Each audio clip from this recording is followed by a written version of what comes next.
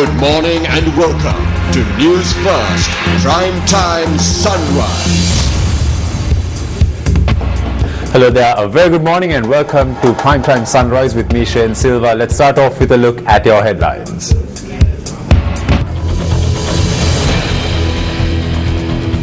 President arrives in Kenya ahead of a 4-day official visit.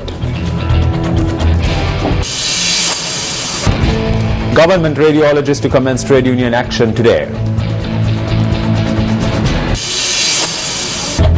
And Pakistan wins first of 2 T20 encounters against Sri Lanka.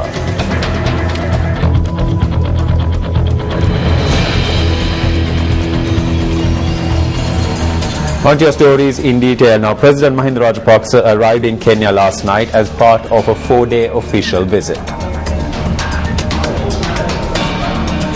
Presidential spokesperson Mohan Samaranayake stated that the president, including government officials, received a warm welcome by the president of Kenya, Uhuru Kenyatta, at the Jomo Kenyatta International Stadium. During his visit, President Mahinda Rajapaksa is set to participate in Kenya's 50th Independence Day celebrations.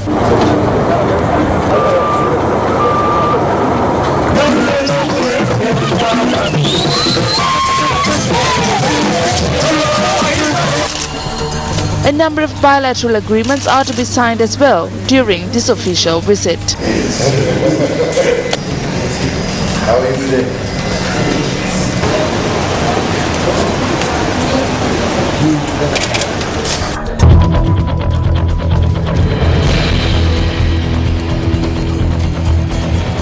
Now, the visuals we are about to witness may look like wildlife officials preparing to capture a wild elephant. However, that is not so.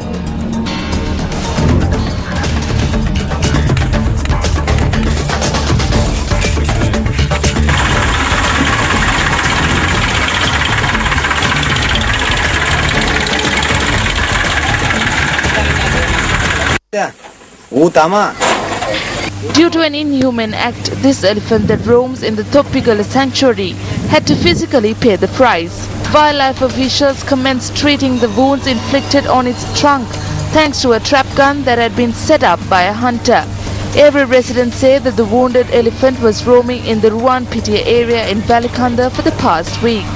Thereafter, the officials from the Wildlife Veterinarian Unit injected the animal after much deliberation.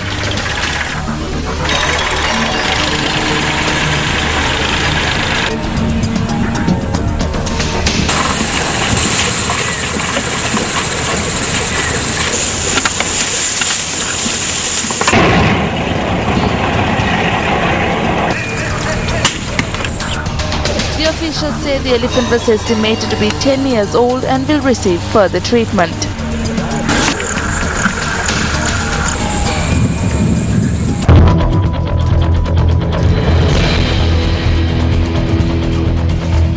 Fisheries and Aquatic Resources Minister Rajasena Ratna made the following statements at a media briefing that was convened to create awareness on the development activities taking place in the fisheries industry.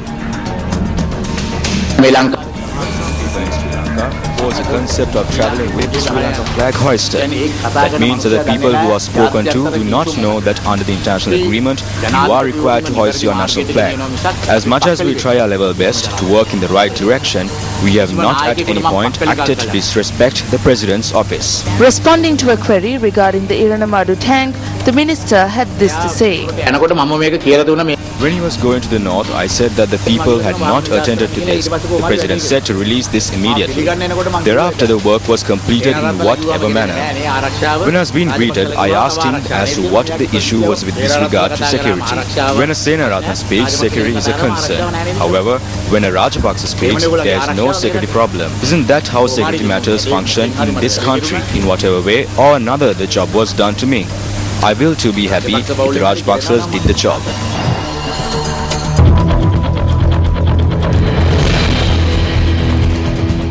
According to the Department of Meteorology, the cyclone Madi in the Bay of Bengal has weakened into a depression and located 450 kilometers to the northeast of Jaffna. Duty meteorologist Jeevan Karunaratna explains further.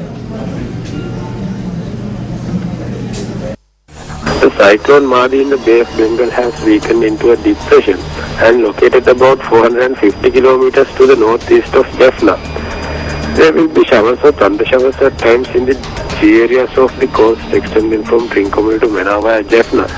Winds will be northwesterly or variable and speed will be 20 to 40 kilometers per hour.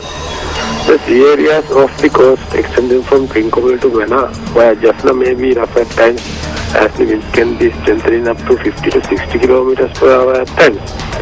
The other sea areas around the island may not be rough.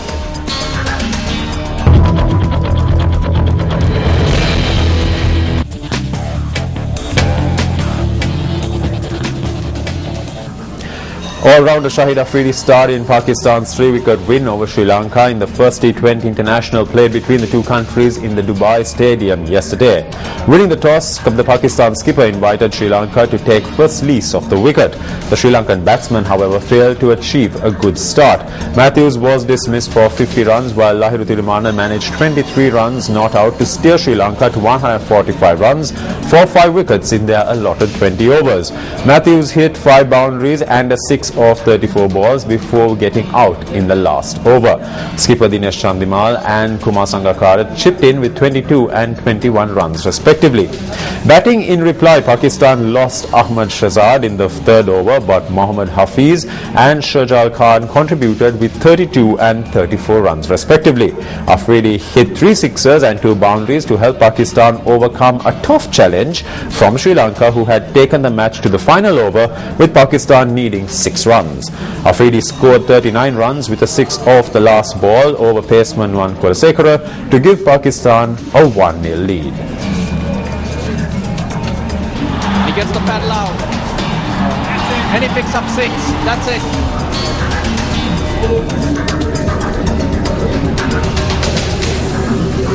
The Qatar 2022 Supreme Committee Secretary General said he was in no doubt Qatar will be ready to stage the FIFA World Cup, whether it is played in the Gulf in the summer or in the winter. To start off with, we are ready and our plans were based on a Summer World Cup. The cooling technology itself, which I hadn't mentioned earlier, was an element of, for us it was a legacy. It was a legacy not just for Qatar. Yep.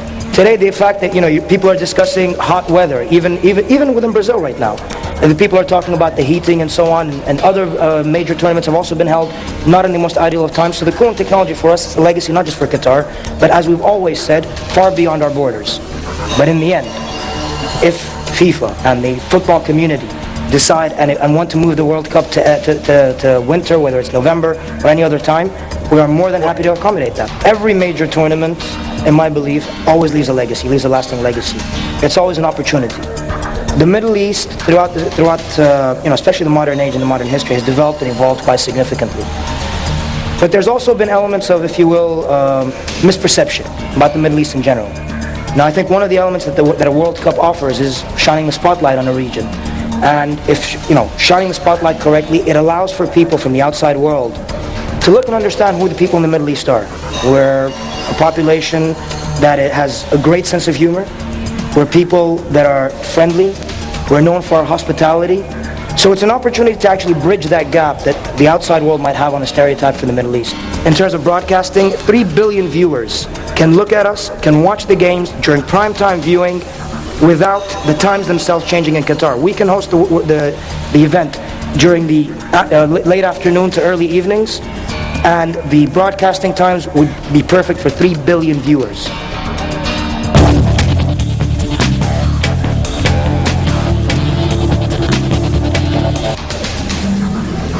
Well, there you go. That's a look at this edition of your Primetime Sunrise Bulletin. Thanks a lot for joining me and hope you have a great day ahead. Hotline 0114-896-896. www.newsfirst.lk. Feedback at newsfirst.lk.